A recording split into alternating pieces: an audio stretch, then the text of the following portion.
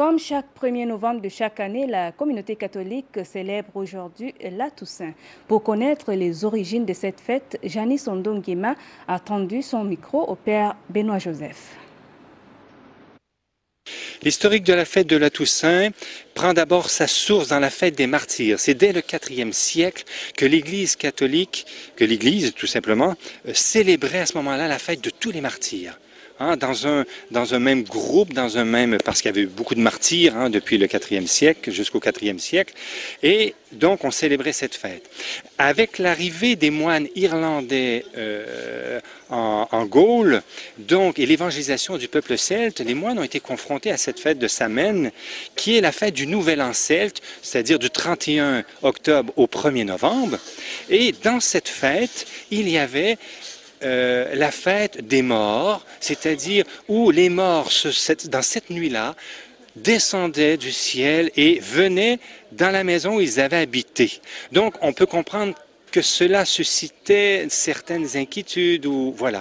Et c'est comme ça que les moines ont voulu christianiser et montrer qu'il y a beaucoup plus dans la foi chrétienne, quelque chose de plus beau qui est la fête de tous les saints, c'est-à-dire cette fête où l'Église a la certitude objective que ceux dont elle célèbre, ils sont dans la lumière de Dieu. Ils sont dans la gloire de Dieu, dans la béatitude de Dieu, dans la plénitude de la vie éternelle.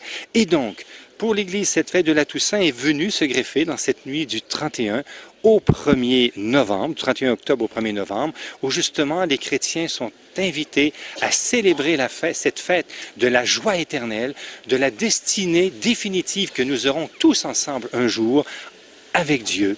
Et donc, c'est comme si nous étions aspirés vers le ciel. Non pas que les morts descendent, mais c'est nous qui nous élevons vers Dieu, vers la lumière divine. C'est pourquoi cette fête est une grande fête dans l'Église et qu'elle est devenue très récemment, en 1914, ma mémoire me fait peut-être un petit peu défaut, mais c'est dans cette époque-là qu'elle est devenue une fête de précepte, c'est-à-dire que les chrétiens de l'Église catholique latine sont tenus de participer à la messe ce jour-là. Sachant aussi que dans l'Église orthodoxe, il y a toujours la fête des saints le dimanche après la Pentecôte.